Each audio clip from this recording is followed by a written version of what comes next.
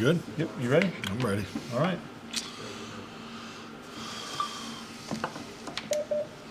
Okay, good morning, everyone. Okay. Can you hear me? You good? Yes. Good, Scott? Morning. All right, good morning. You can go ahead and start talking about the decision with the football operations staff creating kind of your own bubble over at the hotel and how that'll work for the remainder of the season. Definitely. I mean, it's something that we've been talking about for quite some time about creating, a safe, haven for the staff, and I think you have to give, the Jones families, a lot of credit for establishing this system of protocol that's in place with being able to test for our families. But as of right now, we have the staff in the Omni Hotel just to get us through this this transition period. So and once again we're doing everything we possibly can to make our workplace as safe as possible. Is this a discussion that was underway, and then just with the increased protocol, intensive protocol after Pittsburgh, it just accelerated the conversations, and you looked at all the factors and decided it was time to do it, or? Oh, definitely. I mean, I would concur that was the timeline of how things came into place, but I can't tell you. It's really, frankly, for me personally, it's just been one constant conversation with with Jerry, Stephen, Will McClay, Todd Williams. Is just throughout this whole process of how can we improve. We're very, very fortunate to have an incredible facility to open up our space and so we can continue to work and work together. But this opportunity that we have in front of us, we want to make sure we keep everybody as safe as possible during this COVID challenge. You mentioned kind of a transition period with the testing part of it. Is there a hope that the staff might be able to go back home at some point before the season's over? But how does that look? I mean, that's all part of it. And the biggest thing is to get our families, as part of the same testing program that we're under. We obviously, the staff has been testing every single day, since we came back for training camp. So just trying to create the same environment for our families. How are your advanced scouts and your college scouts handling everything? Are you guys going out as much as you would in the past? Well, I know Will McClay's been having meetings with our guys, and they're off site currently. But as far as how many visits they've done and so forth, I couldn't tell you in detail. Has Andy Dalton been activated yet from the reserve COVID-19 list, and will he practice today? Yes, both Andy and Ty, Crawford will be activated today. That should be on today's waivers. You look at Minnesota, obviously the long history of playing them when you're in Green Bay. Does the defense look the same, even with different names? Is Zimmer still doing the same stuff? Definitely. I mean, they're obviously younger in the back end, and have had some injuries in the front. But when you watch Harrison Smith and just the pre-snap disguise and the things that they've always done so well, I think particularly the last 3 weeks that that they've really been playing in sync. I was impressed with the performance Monday night against Chicago. But I think schematically you're seeing a lot of the similarities. Third down and the situational football has always been a schematic challenge, and I see that to be the case when we line up Sunday. What makes them such a good run team? Excuse me? What makes them such a good run team? Well, they're committed to it. I think they do a really good job of committing to it as far as attempts, particularly the last month. I can't say enough about Cook, and just you watch him progress from his rookie year. I mean, he's a dynamic player. I mean, you see he's a lot more comfortable in Gary Kubiak's system.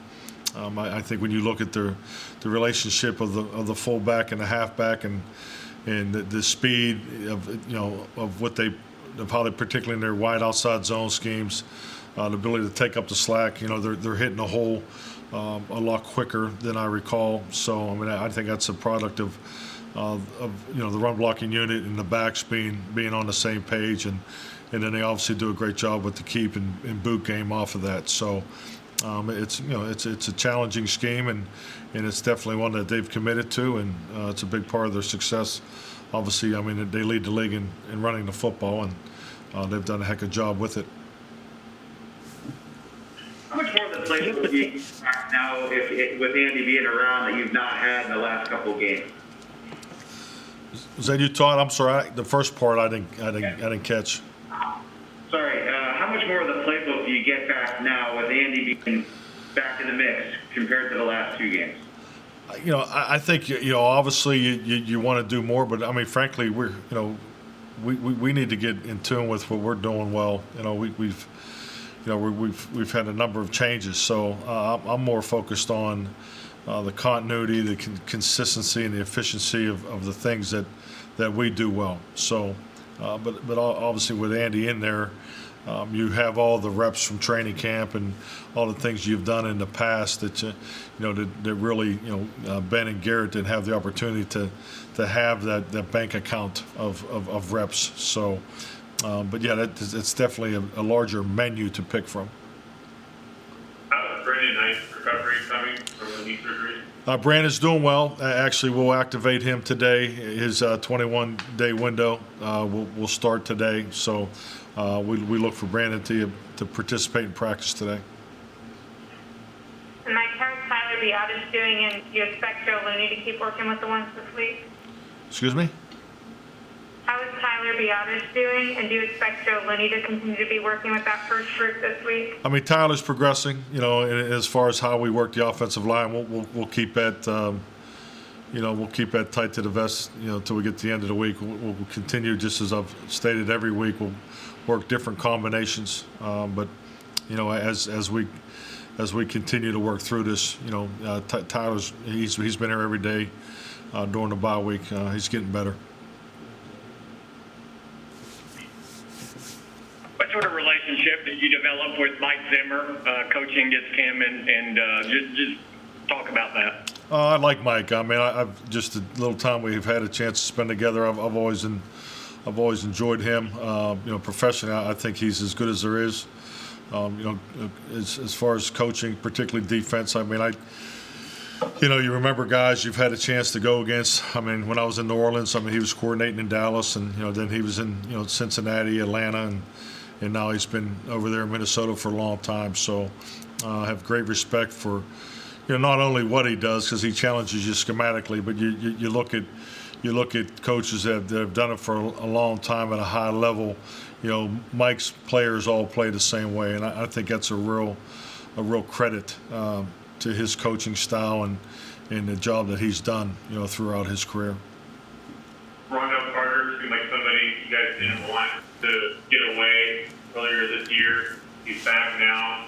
What's your reaction to getting him back in the building and continuing his development? It was great to see him. I'm not gonna lie to you. That was a tough day when the way it went down. But hey, it's a credit to the young man that people around the league, particularly in Indianapolis, thought that much of him. So, but Rondell was definitely someone that we held in high regard. Coming out of the draft. So it's great to have him back. I think he's an excellent fit for how we want to play up front. What does he bring as an interior rusher, essentially, this season now that he's on the 53-man roster? Flexibility. His ability to play the different techniques inside. I think particularly as a young guy, his ability to transition rush from an inside technique, whether it's flat stance, and I think that's something that usually most guys have to develop. But his ability to rush is something that he brings forward with him from his college days at James Madison. But I think he's a really good young player. Mike, after Ben DiNucci started in Philadelphia, you talked about the importance of learning from that film now that he'd have live reps. How have y'all been doing that with Garrett the last couple of weeks, and what's been the most insightful of what you have from his tape? Well, I mean, the biggest thing is we're getting time together. I mean, it's to get into the game plan process. You know, it's the mental reps. You know, but Garrett, you know, you can tell he's been brought up the right way. He's here all the time. You know, he's putting in the extra time. You've seen him in here over the weekend. So just staying after Ben, still doing the extra work with Doug, you know, as far as post practice and those types of things, working on his off day. You know, you see those guys in here on a Tuesday getting extra work. So, I mean, it's something that every quarterback, young quarterback, goes through in the National Football League. Is the value of practice reps is so high, and you know, and those guys understand that they need to do the extra things to make sure they continue to grow. Coach, Ezekiel Elliott's had fewer than 4 yards a carry in 3 straight games, longest streak of his career. What do you make of that? Is there a way to get him more involved? Does the offensive line have something to do with that because of all the combinations? What stood out from the tape for you recently during the bye week? Well, I mean, we've had a chance to go back and look at everything, just, you know, statistically and video wise, and it does what it usually does. It confirms what you know the most. I mean, we have 2 glaring negatives as a football team, and that's the penalties and the ball, you know, the turnover differential. So with that is stating the obvious. You know, how do you continue to emphasize that and apply that to your game plan week and you know, the things you do at practice and, you know, the things you do in instruction. You know, but at the end of the day, you know, whether it's Zeke, the quarterback, or our defensive players, you know, we just got to continue to create opportunities. We understand the opponent that we're playing. It's you know, football will always be football. So, you know, those are really the focus points, and I truly understand statistically where we are compared to maybe the past and so forth. But let's be honest, this is an unprecedented time that every football team's going through. This is unprecedented for our football team.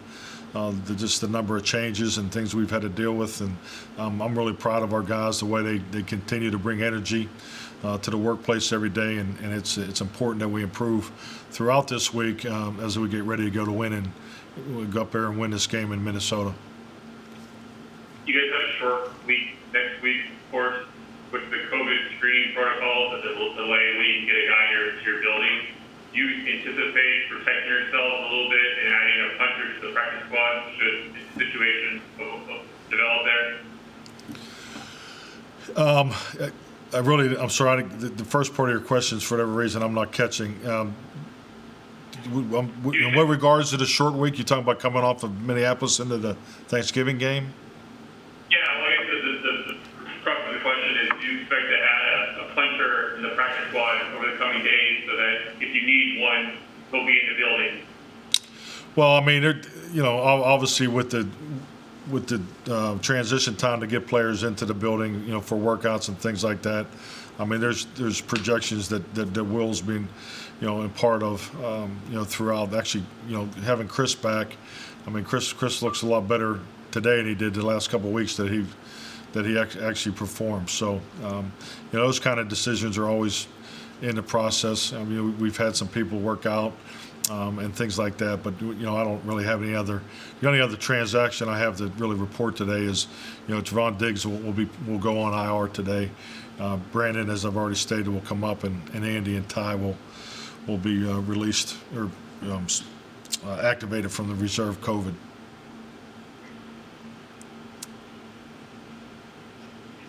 Thank you. Thank you. Thank you. Thank you.